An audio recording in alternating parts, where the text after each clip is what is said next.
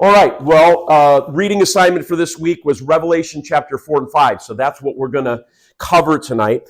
I want to start off with a question. Have any of you ever been in a worship service where everything was going along kind of as usual? It was worship, right? Worship is worship. But then all of a sudden, there came a moment in that service where you literally felt in your spirit a tangible shifting, and you could feel yourself literally being elevated into another place. Have any of you ever had that experience before? If you've never had that experience before, I pray that you will have that experience at some point in your Christian life, where you're in a worship service, and I've had it a numbers of times, where I've been in a room and it's like I have been lifted into the heavenlies. It's like I've been transported to another place. I've been transported into the throne room, where in that moment you go from being in an earthly sanctuary to being caught up into a heavenly place. And literally you leave this reality and you're caught up into a different reality. And when that happens to you, it's a very unique moment, because in that new reality, in that place that you've been lifted to, all of a sudden, everything in your life feels different. Whatever problems you brought into the sanctuary that day, whatever sorrows, whatever discouragements, whatever failures, whatever it is, everything feels different, and everything literally in that moment becomes different in your life. Your worries all of a sudden fade away. All of a sudden, your burdens, the weights that you've been carrying, are lifted, and something happens to you supernaturally that you cannot explain. That place that I just described to you is what I want to talk to you about in this session, because it's what we see in chapters 4 and 5, all right? The placement of these two chapters is very strategic and important, so you need to take note of it. Why are they strategic and important? Because Jesus wants to show John something, okay? He wants to show John something very important before he shows him anything else that he's about to unveil to him in the Revelation, all right? And so this is the picture that John and all of us must keep front and center in our minds, all right? Chapters 4 and 5. You have to get your heart and your mind rooted in chapters 4 and 5. That has to be the center of your thoughts when you walk through difficult times, because chapters 4 and 5 are the key to an overcoming life, and they're a key to the book of Revelation. Remember last week I said there are 5 windows in Revelation. This is the first window. And hopefully tonight, by the time we're over, you're going to understand why Jesus shows John this scene before he shows him any other thing. It's because this picture that he's about to show John is going to root John's heart and mind in, I'm going to use this term, true reality.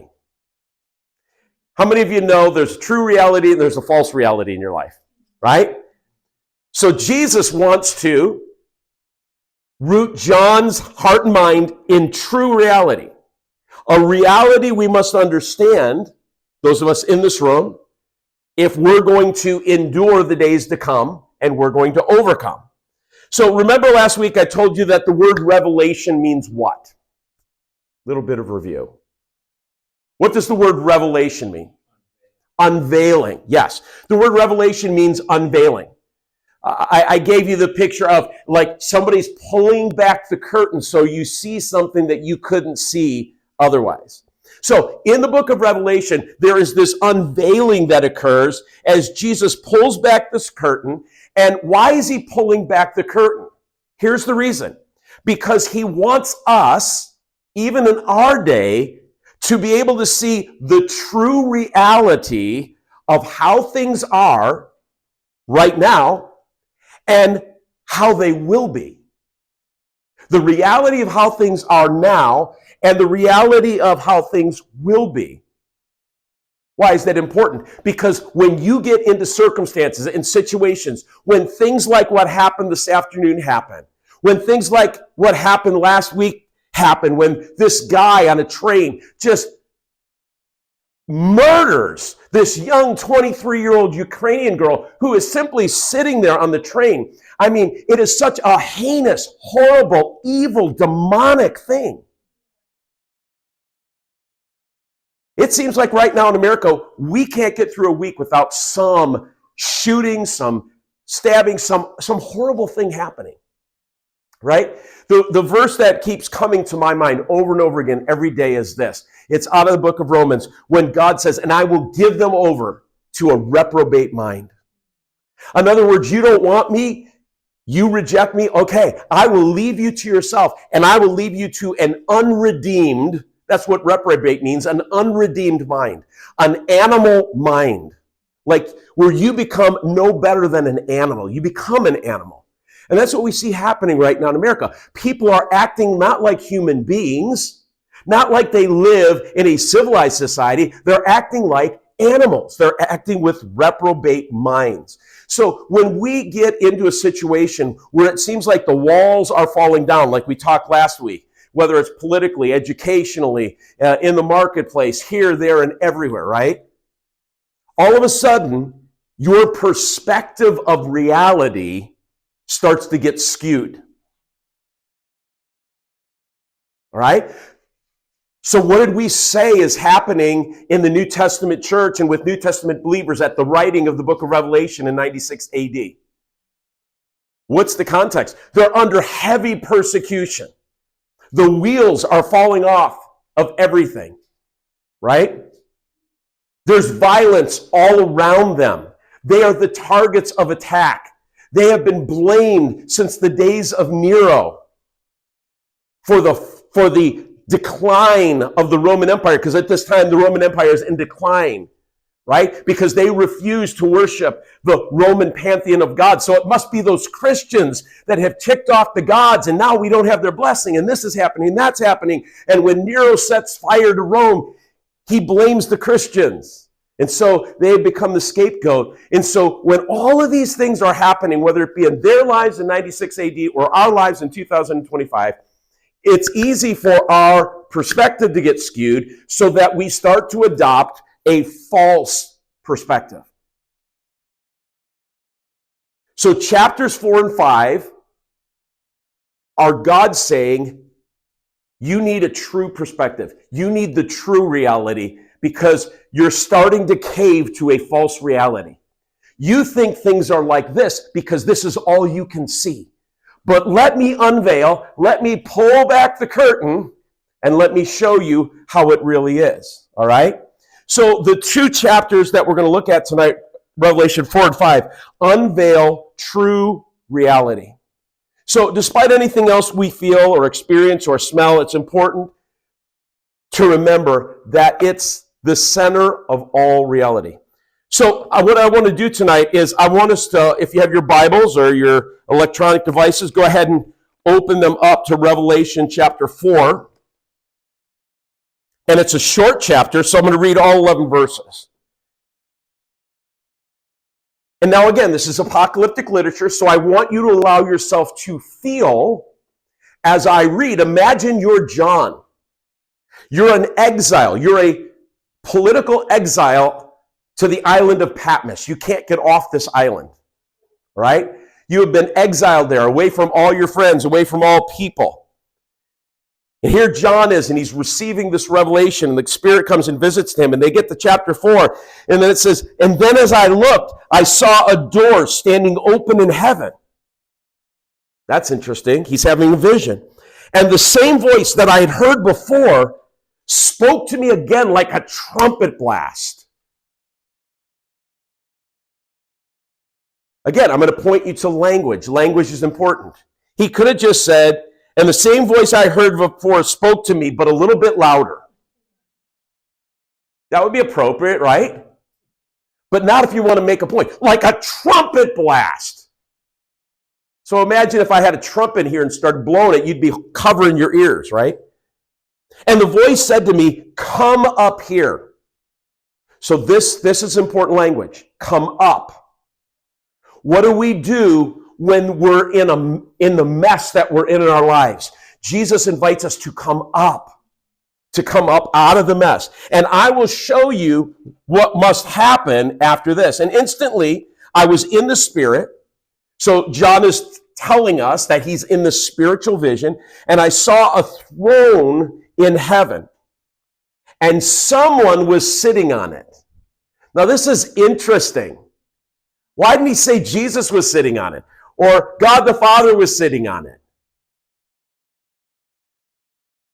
Anybody take a stab? Later he says it's a lamb. It's still figurative language. It's figurative language. But here's what I want you to get. John is, as he's caught up into the throne room, John is so overwhelmed, he can't even get his bearings.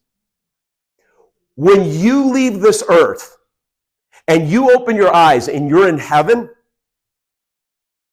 the reality there is so starkly different from the reality here, it's probably going to take you a little bit to adjust. There is so much, because he's going to go on a minute and he's going to tell us what he sees, and it's like information sensory overload.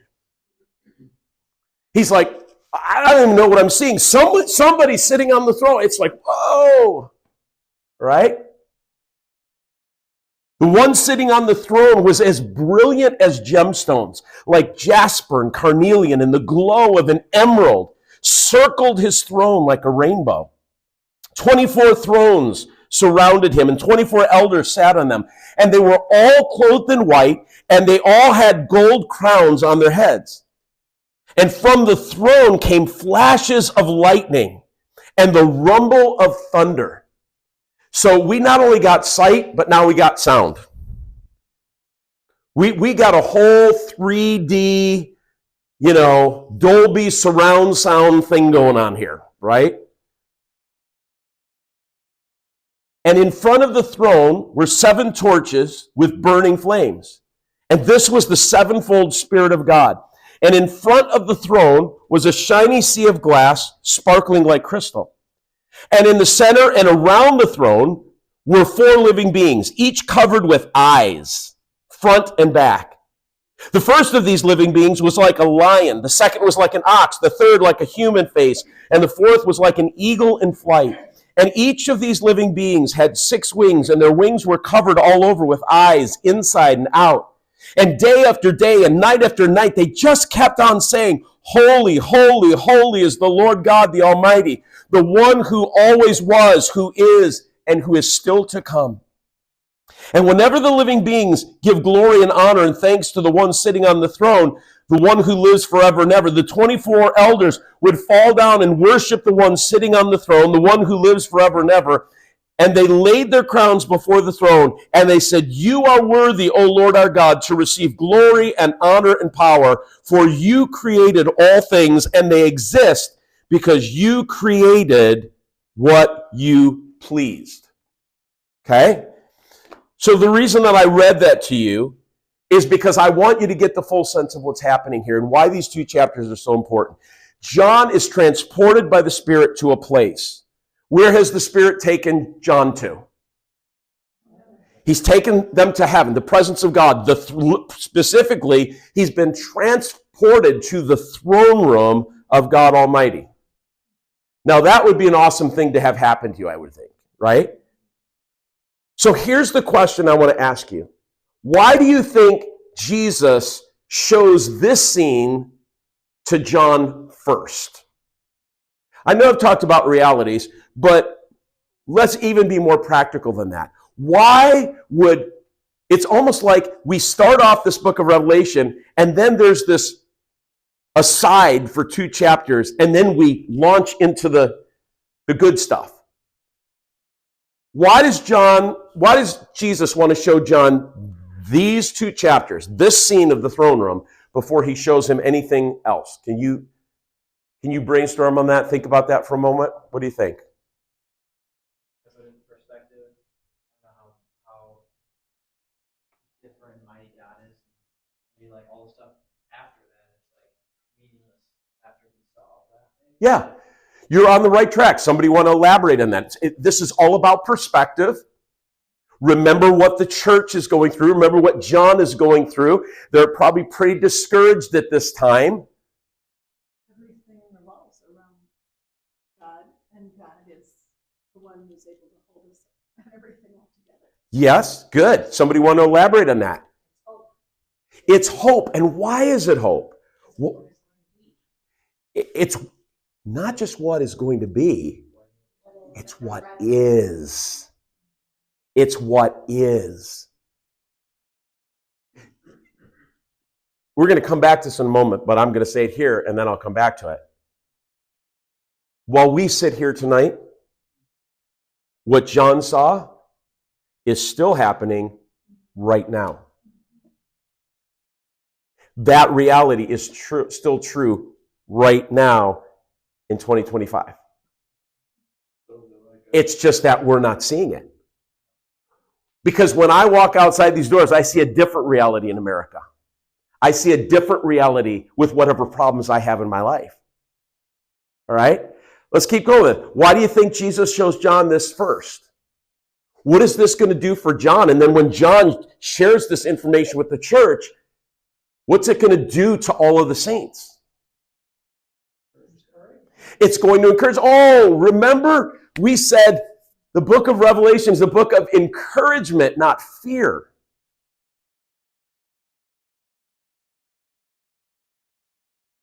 It's very impressive that spheres kind of meant to authenticate what's coming next. Yes, yes. So God is specifically showing John what is, so he will not be afraid of what is to come. He's going to show John a bunch of other scenes or windows, and he doesn't want John to be afraid. God could have started with, and a beast arose out of the sea.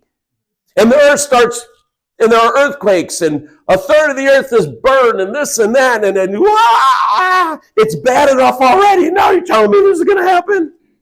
It's hard to listen when you've got cortisol. That's right. You're exactly right. It's hard to take in more bad news unless you first have good news. Unless your feet are firmly rooted and planted in the right reality, in true reality. And so he wants John, before he shares, what's going to happen in John's day and what's going to happen in the future, he wants John to be filled with confidence and boldness.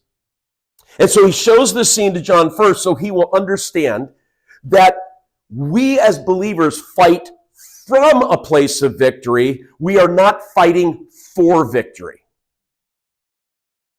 Our battle on this earth, your battle right now, you're not fighting for victory. We often talk that way, but we are fighting theologically from victory. We have already won. Your problem has already been taken care of at the cross by Jesus Christ. God rules and reigns, as Carol said, over everything, over all things. He's the center of all things. Nothing escapes his notice, his grasp. Right? So what God wants to show John is, John, you're going to win. You're going to be victorious. It's already won. The battle's already won. You're fighting this victory on this earth against Domitian and any other ruler that's going to rise up in the next couple hundred years. You are fighting from a place of my victory. You are not having to fight for victory. The victory has already been won, guaranteed. Your job, John, is to walk out the victory with boldness and confidence. There's a famous phrase in sports, and I was, in fact, I was telling this, my grandson just started flag football, and he had his first game tonight, and he's taken after his father, and I said, dude, because he likes to celebrate when he scores a touchdown. Like he was at home working on his dance, his end zone dance. And I was like, dude, act like you've been there before. And that's the thing that we say sometimes in sports. Don't get in the end zone. Like, just hand the ball to the referee and act like you've been there before. Like it's no big deal. Like I've been here a million times. I'm gonna be here a million more times. But he's like, Pop, watch my end zone dance. So when I score, you're going to see me. I'm going to, and I'm like, oh, dear Lord. Act like you've been there before, Evan. This is what God is saying to John.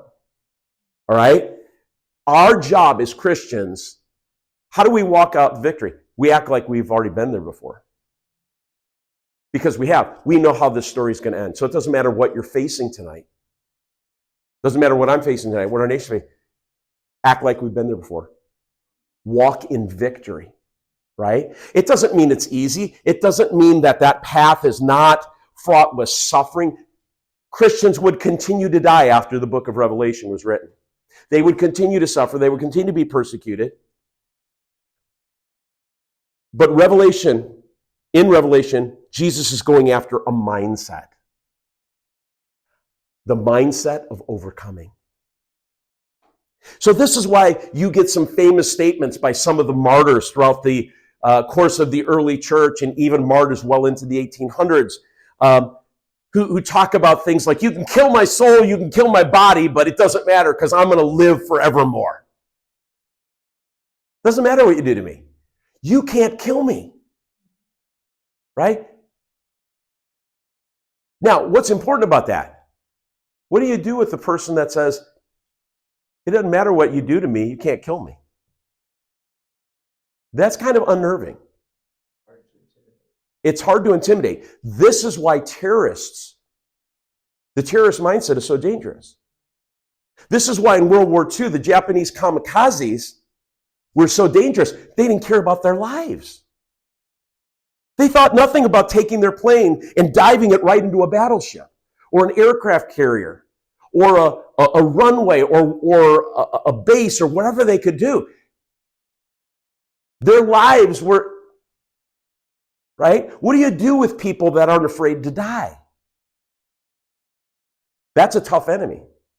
Well, that's the kind of thing that Jesus is trying to instill. You operate from a place of victory, and you need to walk out that victory. Folks, you win no matter what.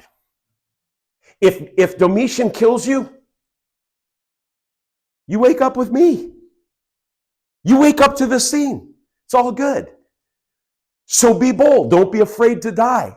Walk in the victory that's yours, right?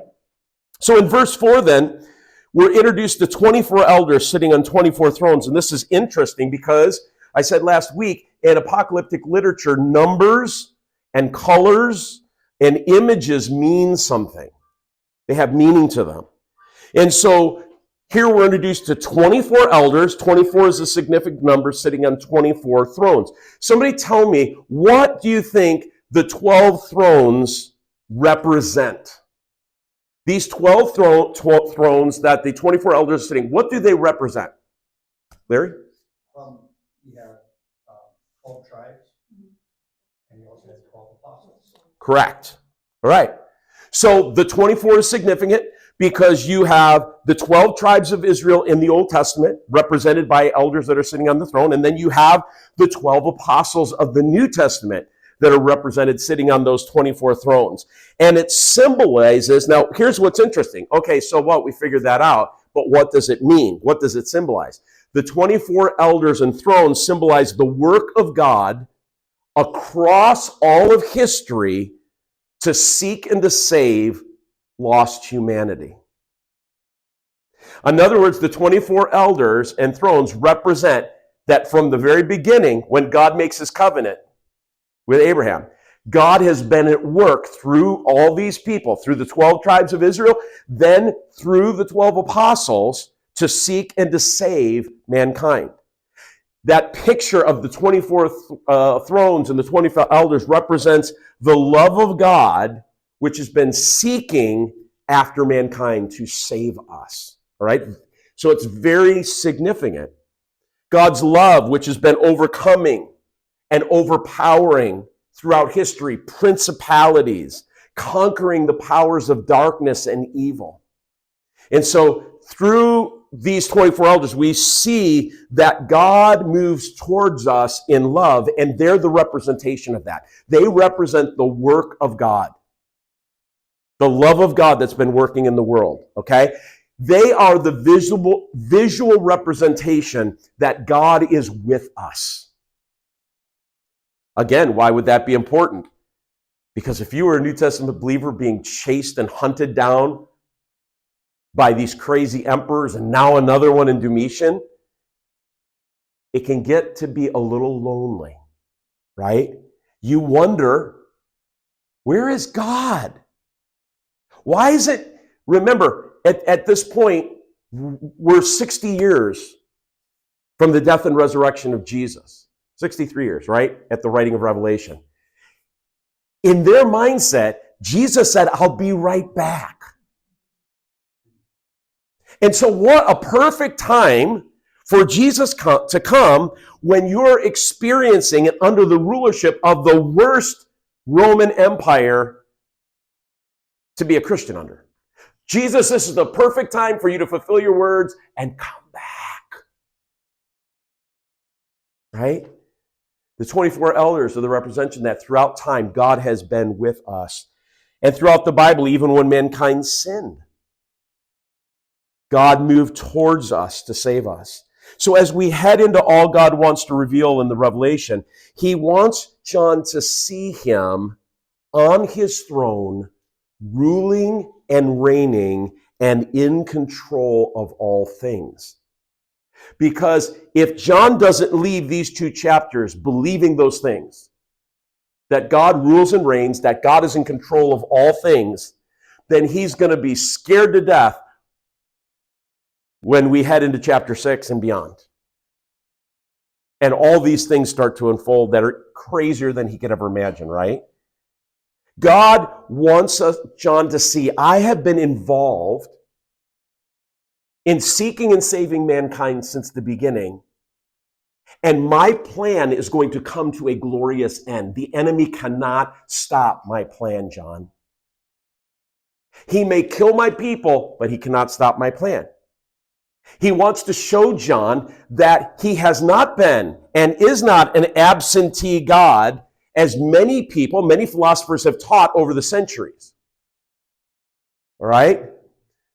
So even amongst our founding fathers, many of them were deists. And what deists believe is that God created the world, but then he kind of spun it and left it and walked away. And he's no longer interacting on a daily basis with his creation. So we're not deists. We don't believe that. We believe that Jesus is God with us, that he's actively interceding and involved in our lives day after day, because, you know, that's great that you believe God created all this and you believe there's a higher power, but if he's not involved in your life day after day, like, kind of what good is he?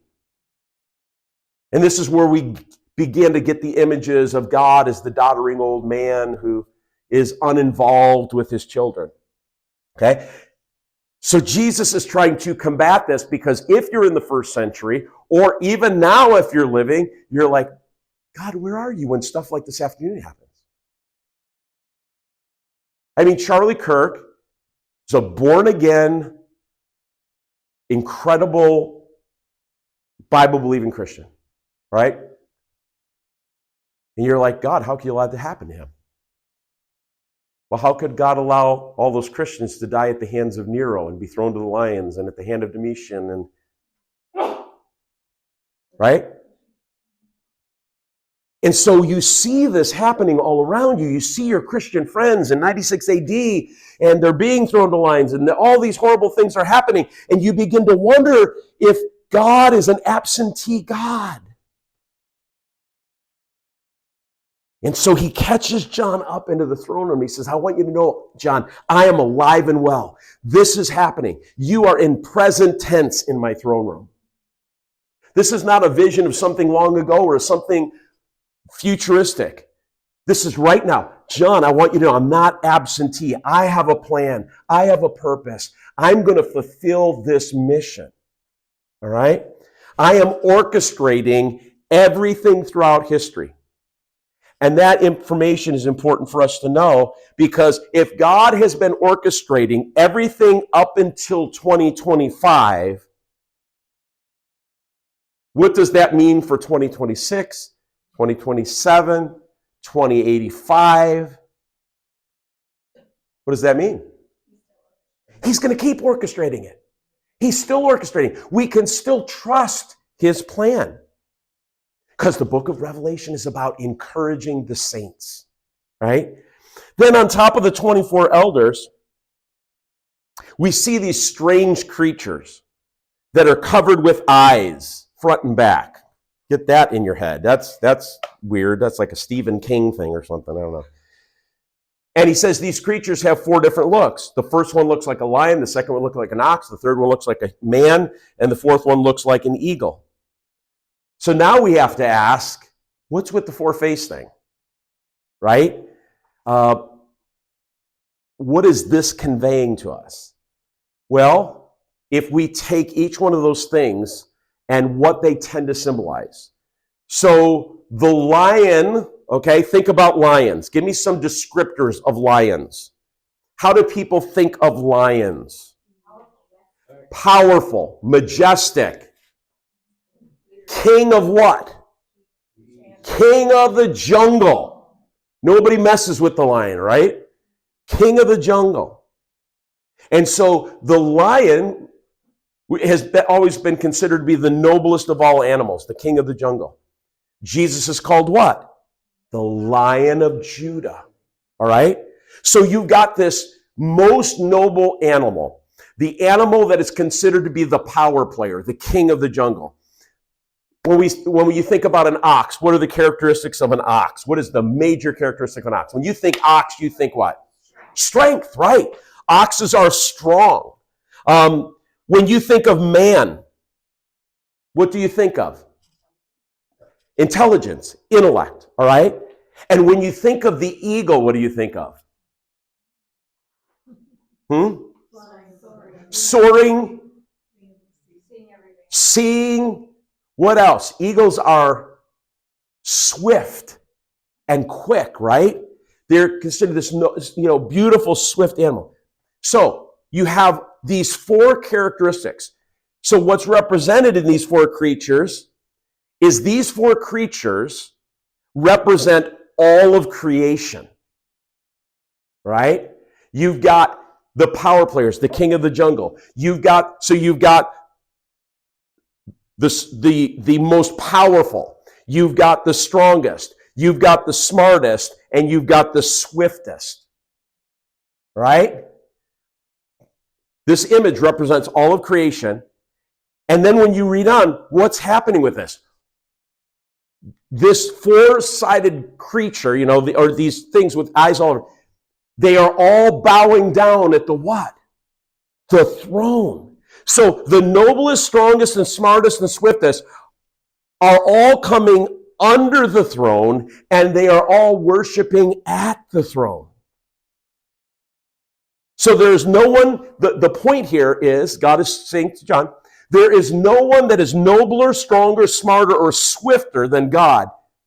He alone sits enthroned on high, and all of those categories of people and things bow down to him. So although we may think we are smarter or wiser, we have to bow to the throne because there's no one greater than God. So again, he's setting John up. He's setting the saints who are going to hear this in that day up with this vision that there is no one that is greater than God. So if you're tempted to think, well, God is absentee and maybe Domitian is King of Kings and Lord of Lords. He's getting this perspective straight. They can say that Domitian is King of Kings and Lord of Lords, and they can sing that all they want in the ceremonies that they have to him, but that's a false reality. Here's the true reality. This is the true throne room. This is the true king, and everyone must bow to this king. And there is no question. Remember we talked last week about sometimes we give way too much power to the devil. All right? There's no question here. So what Jesus wanted John to see is that despite what he is about to show John, and despite what believers in John's day are going through, God is firmly on his throne, and no one and nothing can stop his plan from moving forward. And this scene is where we, just like early believers, are meant to get our confidence, our boldness, and our steel spine from, to stand up to whatever's happening in our day and age. So as the days grow darker and more evil, and they will, okay? Part of this whole business, and there's a certain theology out there that says Jesus will not come back until the Christians rule and reign and establish God's kingdom here, and then Jesus comes back. Well, good luck with that. I don't know where they get that. That's not biblical. That has no theological basis to it. But that's a part of kind of this hyper erroneous, and this is a buzz term, so I'm going to use it, but then I'm going to define. I want you to understand what I say by that. Christian nationalism. You've heard a lot about Christian nationalism, right? Christian nationalism has to be divorced from Christian patriotism. Okay, there are two things. True Christian nationalism. And the problem is, it's become such a buzzword that Christian patriotism gets put under the label of Christian nationalism. Now, the doctrine of Christian nationalism, that theology, is what I just described to you. It's that Christians need to take over America, because we live in America, could be any nation, but we're in America, need to take over America. We need to have Christian everything, and we need to Christianize America, and America needs to be a Christian nation, a theocracy, not a democracy. All right? And then that will usher in the return of Christ. That's what Christian nationalism is in its essence. But that's become a buzz term.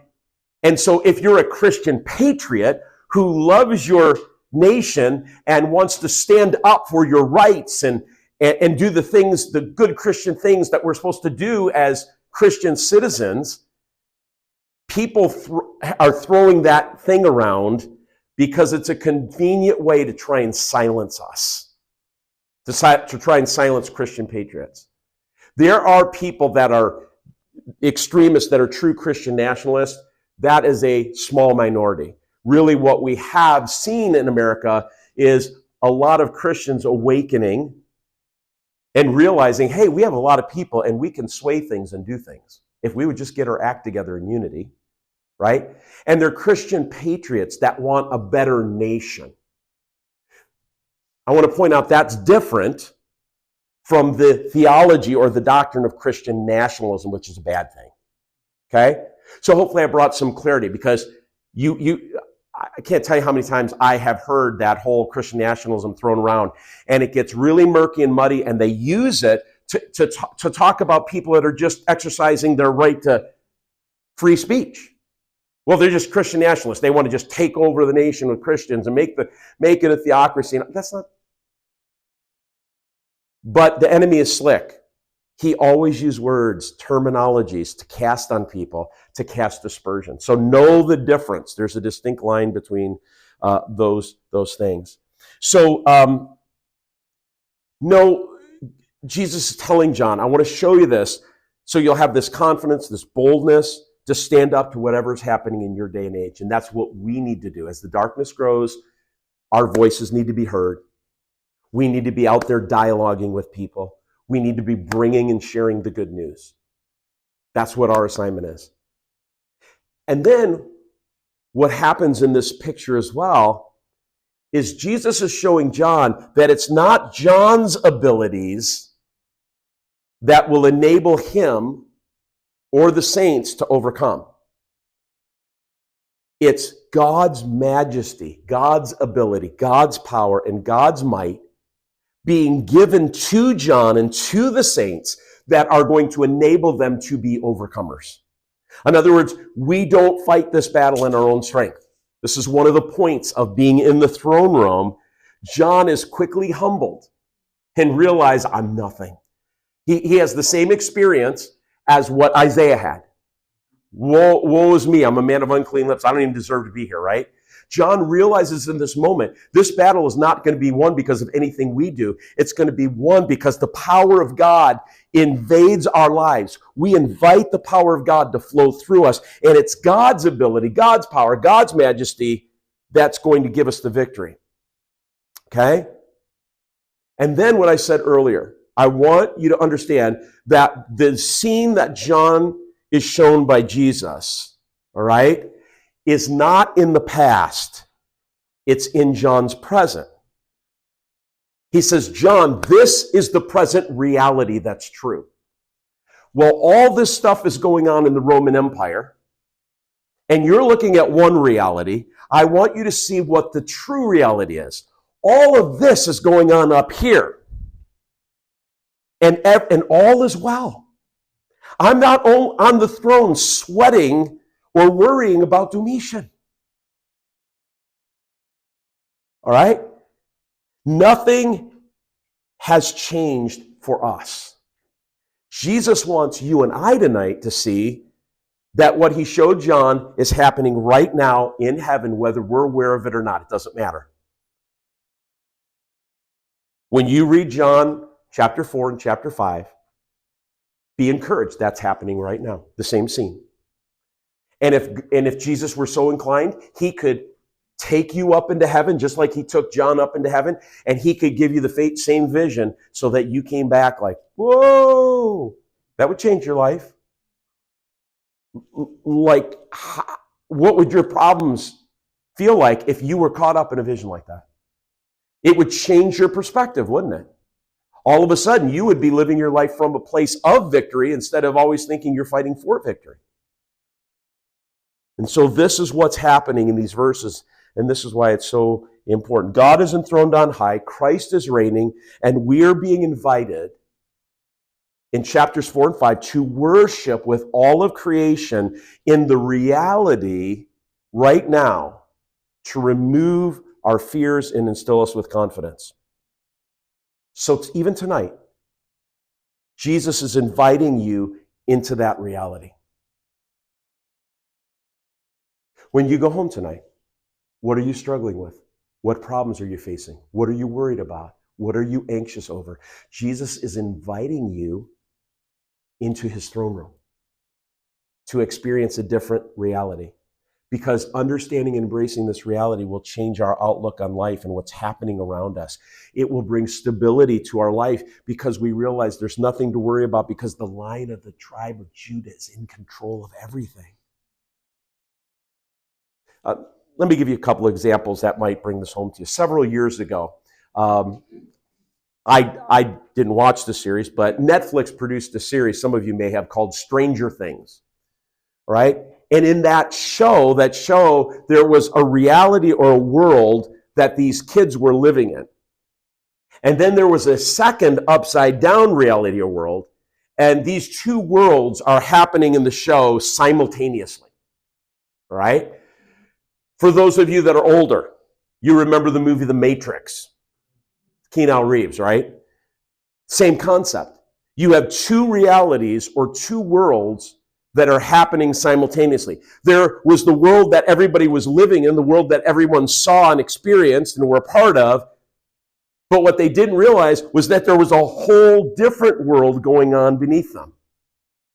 So you have people who are living in one reality while being totally unaware of the other reality. And of course, in the famous scene with Keanu Reeves, Samuel L. Jackson says you can take the red pill or the blue pill.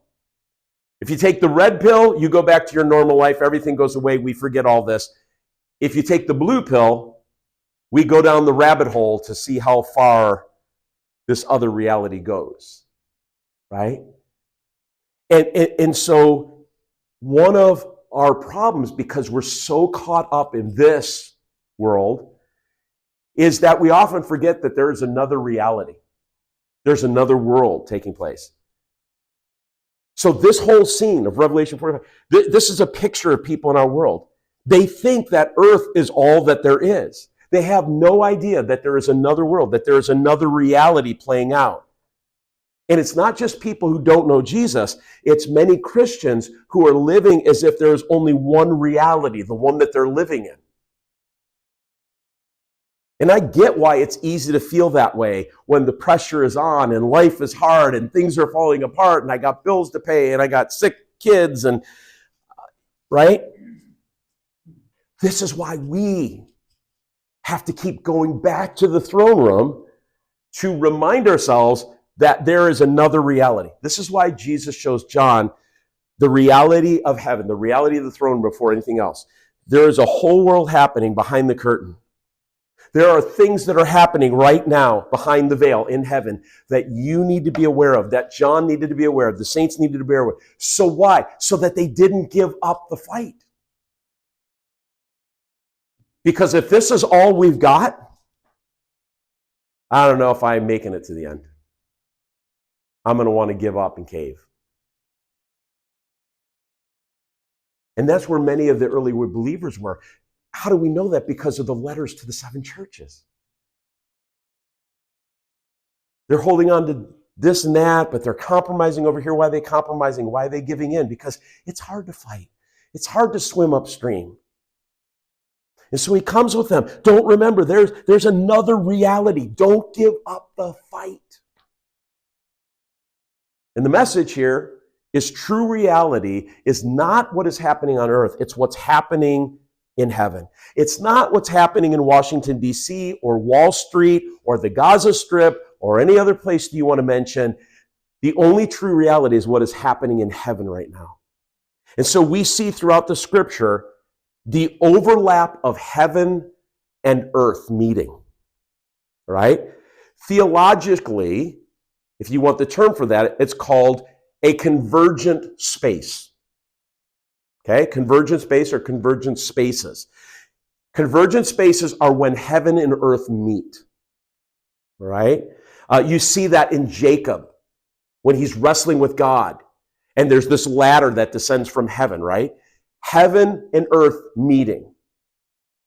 You see this at the baptism of Jesus. Heaven and earth meeting. You see it in Eden. You see it in the tabernacle, where heaven and earth are meeting because God's presence shows up in the tabernacle. Later, it's the temple. You see it in the pillar of fire at night and the pillar or the cloud during the day that accompanied the Israelites in their wilderness wanderings. That's heaven and earth meeting. It's convergent space. You see it whenever a miracle happens. What is a miracle? A miracle is when heaven comes down and touches earth and changes the reality.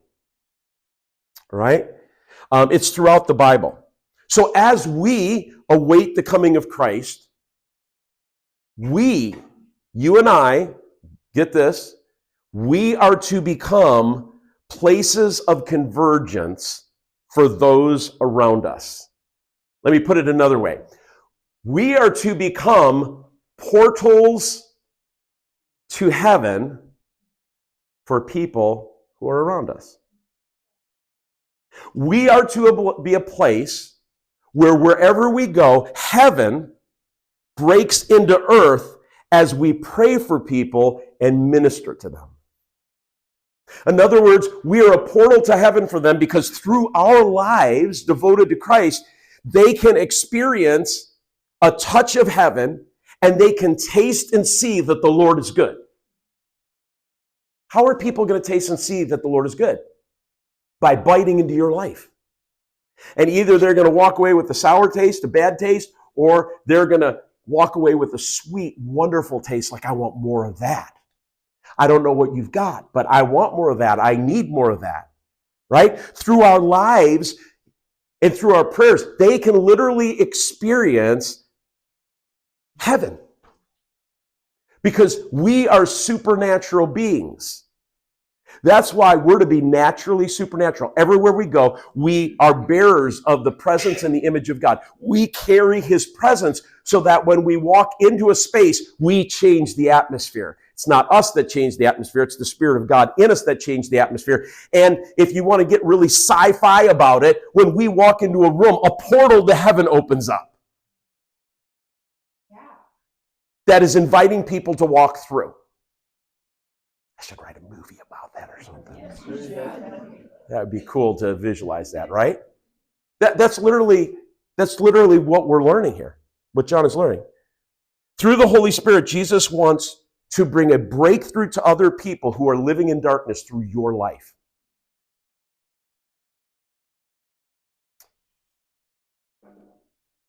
I was engaged into discussion with my daughter-in-law the other day, because she's studying the book of Revelation. And she said, well, you said this and you said that, and I don't think it's fair that we have to go through tribulation or anything like that.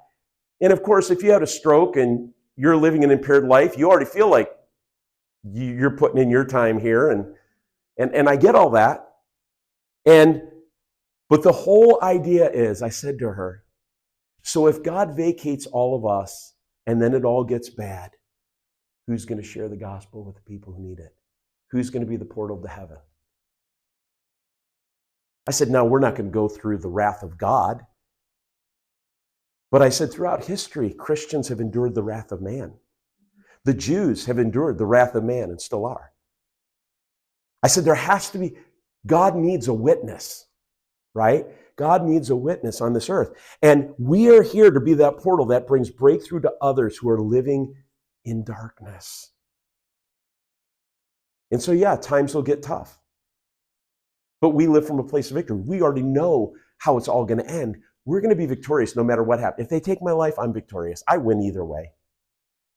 You know, I'll be honest with you, there's some days that I wake up, and because of stress and something, I said, Jesus, this is a good day to meet you. And I don't mean in my chair. I mean like, let's do this thing, and I'm ready to check out, you know. I think I've done all I want to do, and I don't want to face any more stress. And so could you right? We can feel that.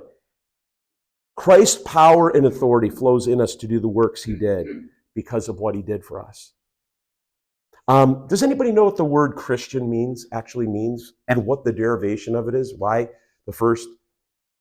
the believers, they were called people of the way in that time, why they were called Christians? Does anybody know what the word Christian means? Was it a derogatory term? It was a derogatory term, yes, given by the Romans. Means little Christs.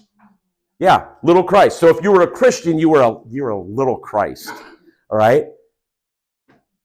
But that's exactly what we're called to be in this hour. Let's not forget that. We are called to be Christians. We are called to be little Christs. And if you're a little Christ, you do exactly what big Christ did. You bring heaven to earth in people's lives, right? Here's another thing that John learns, or I want you to understand about the early church. When we gather together corporately on a Sunday to love and know Jesus, we are invited into a heavenly reality meant to encourage us. We come together to literally meet with the living God who is seated on the throne because he wants to encourage us. And I talked about Sunday, why we gather together, right? So that we can be renewed, so that we can be invigorated, so we can be energized. And it's hard for that to happen when I'm sitting alone with my coffee in front of the TV set, or my iPad, or my phone, or whatever. That experience is really only relegated to the corporate gathering, right? So on Sundays, here's what we're doing. I want you to think about Sunday differently. When we come together corporately on Sunday, we are joining this scene of Revelation chapter 4 and 5 that's going on 24/7. We are joining the 24 elders. We are joining the heavenly host. We are joining all those that have gone on before us. Now I want you to go to Revelation chapter 5. Revelation chapter 5, let me just read verses 2, 3, and 4. Yes, go ahead. Question. Is there a significance to the eyes that they're covered in? The significance to the eyes is just that eyes, it's like all seeing. It's everywhere. So people that are noble everywhere, people that think they're the smartest everywhere. It's that whole thing of eyes represent everything. This term, eyes represent everywhere. And the fact that they're front and back is that no matter where you look for the noblest, the strongest, the smartest, the swiftest, okay? You can search the whole world over. God is still greater. All right? And there would be some more meanings too. Eyes can represent a lot of different things, but eyes are about seeing, right? And so you could even interpret this way. He wants John to see that the noblest, smartest, strongest, swiftest must all bow before the throne by the end. There's only one true God. There's only one king, and Jesus is it. Nero's not it. Nobody else is it. Okay? So a number of different ways you could interpret that. So in chapter 5, verse 2, it says, "And I saw a strong angel who shouted with a loud voice, 'Who is worthy to break the seals on this scroll and open it?' But no one in heaven or earth or under the earth was able to open the scroll and read it." Now, look at what verse 4 says, because this is interesting. "Then I," who is the I? John. "I began to weep bitterly," or uncontrollably, "because no one was found worthy that could open the scroll and read it." All right? So here's my question for you.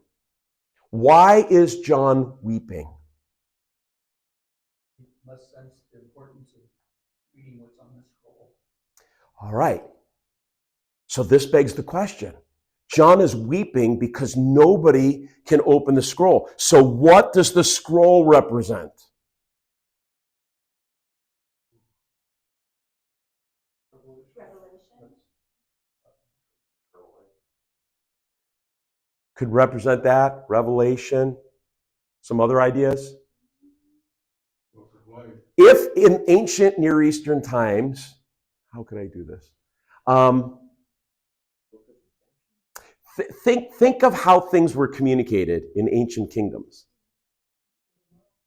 Word of mouth, and a king would often send an ambassador with a scroll, a proclamation.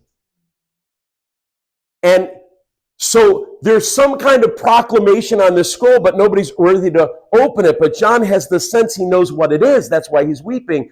What might it be a proclamation of? What could be in that scroll that John is sad that nobody can open this, which means it can't get out. The message can't get out. Jesus' victory.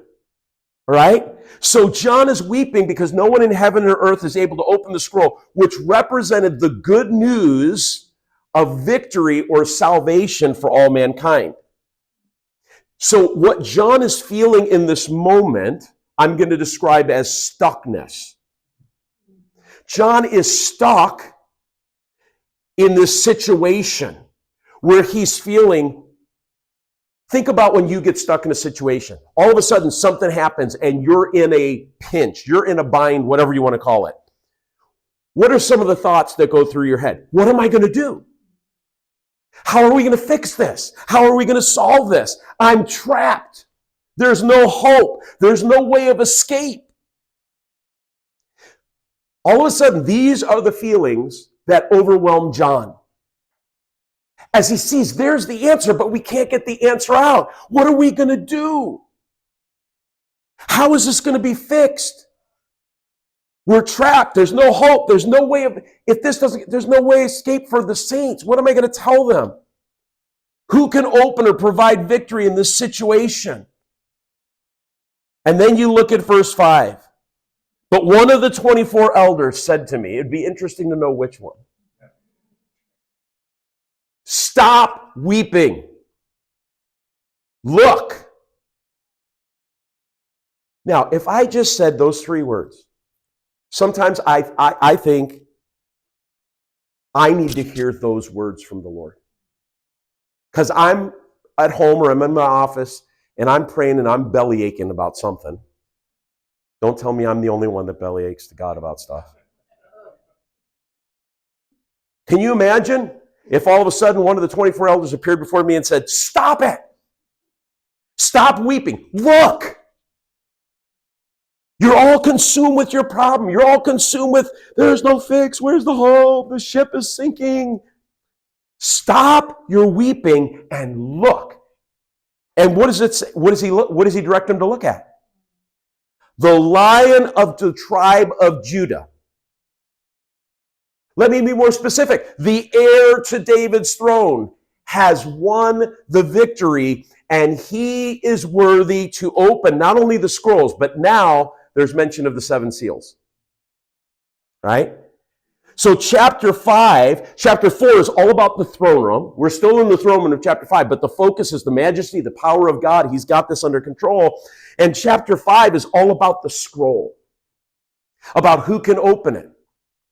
Because the scroll represents the victory of God over his enemies and over sin and death. And what we see in the scroll is the victory of Christ over spiritual oppression and sin and death, which is the gospel, which is the good news, which is why it's such a big deal to John that there's nobody that can open it and proclaim it. That's why John is weeping. That people need this and they're not going to be able to get this. But then his attention is directed to the Lion of the tribe of Judah, Jesus. And so this is the invitation the book of Revelation presents to its readers, that Christ, the Lion of the tribe of Judah, the heir of David, has opened the scroll, and he is the answer to, and he has solved all of the problems that mankind has dealt with and everything that is going to come that's going to be shown to John. Jesus is the answer. So John, before we leave this chapter, I want you to know you're going to see a bunch of scary stuff, maybe. You're going to wonder, how are we going to fix this? I, Jesus, am the one who is worthy to open the scroll that has the word of victory, the gospel, the good news in it.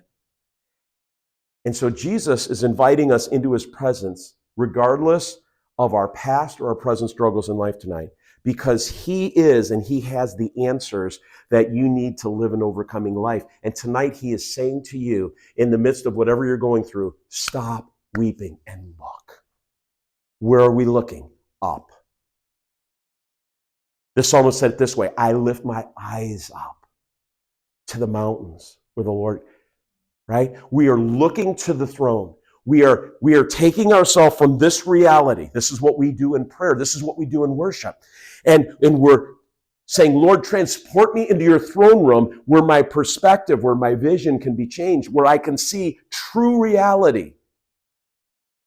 Because the way we feel all the time isn't necessarily true. I have a lot of feelings that aren't true. Don't you? Like we feel stuff, but it's not reality. It's not true. That's why we have to check it against the word. We have to keep going to word. But what does Jesus say about this? You know, there are feelings that I have about myself sometimes. You stink as a pastor. You are rotten, man. You just need to quit and go work wherever. I joke with Carrie Morath all the time because she's a manager at Walmart. She said, Carrie, I'm just going to come and I'm going to ask you for a job at Walmart. And could I have the greeter job? I will just stand at the front door all day and I'll greet people because I'm good at that. She said, oh, Pastor, she said, any more time you want a job, just come see me. You get one, you know. You know, there are times that the enemy has bombarded my mind. You stink. You're a lousy pastor, right? It's the way that I feel in the moment. So I have to run to the word and say, well, what does Jesus say about his son? That's not how Jesus sees me. That's not how Jesus feels about me. And I know that, but that's not how I feel. Right? And so that's why I have to then do what? I have to get into the throne room. I have to get in the place of worship so that my perspective changes about myself and about God and how he feels about me. And I come to this point where he is the answer. He has this all under control. And so the book of Revelation is inviting us into the reality of throne room worship where we can find peace and rest and confidence and healing and wholeness and everything that we need to be what? Overcomers in difficult times. Through his blood on the cross, Jesus made a way for you to enter into the throne room no matter who you are. He tore the veil, right? So you can go in there now. You don't need a priest to go in there. You can go in there now. And so Jesus wants to take us, like he took John, where? Into a place of worship. It's interesting that what John sees is a worship service. A heavenly place where everything changes, where our perspective changes, where we see true reality of what's happening, and we become filled with hope and confidence and strength and boldness again to face the challenges of the world we're living in. And why do we have to keep going back into the throne room? Because our buckets leak. Because we get all filled up and then our bucket leaks and we got to run back and get filled up again. That's okay. So before John can see and face what Jesus is about to show him, John must first embrace and root himself in true reality that the Lion of the tribe of Judah is firmly on his throne, and he's in control of all things, and he has the answer to all things. That our world is not out of his control, even though it seems like everything is spinning out of control. He knows what he's doing. His plan is on target, on schedule, at work. Therefore, John, you and the saints, I know it's difficult, but you can be at peace and fear not. Be at peace and fear not. For I have overcome the world. Jesus said that to disciples. And because I have overcome the world, you will overcome the world. And so Revelation is a book about overcoming in difficult times. Because we've seen the King in his throne room. Right? All right. Questions that you have. That's all I have for tonight. Questions, thoughts, concerns, heresies. Ron. What's the purpose of the scroll having writing on both sides? I know the scroll only has, the Old Testament scrolls only had it on one side. So what's the significance? I'll have to research it. I've never really thought of it. I've never paid attention to that, so it's a great question. Okay. All right. Well, look up Ezekiel 2, 9, and 10, and that might give you the answer. I would assume that's where Ezekiel is encouraged to eat the scroll that God gives him. So, and again, that's about digesting the word so that it brings life to you. The word was food. So that would be interesting. I'll have to do some research on that. I never really paid attention to that and noticed that. It's a great question. Good. All right. I am going to just pass out these discussion question sheets that you can just in your personal time, you can go through again the weekly reading schedule. Next week we're reading, I'll be covering chapters 6 and 7.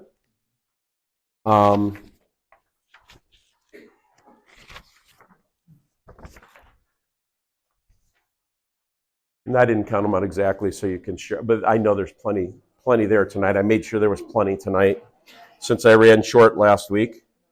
So just some questions for you to think about, and especially in that second section, the more personal stuff, where it just kind of talks about what does this mean to you and how does this apply to your situation.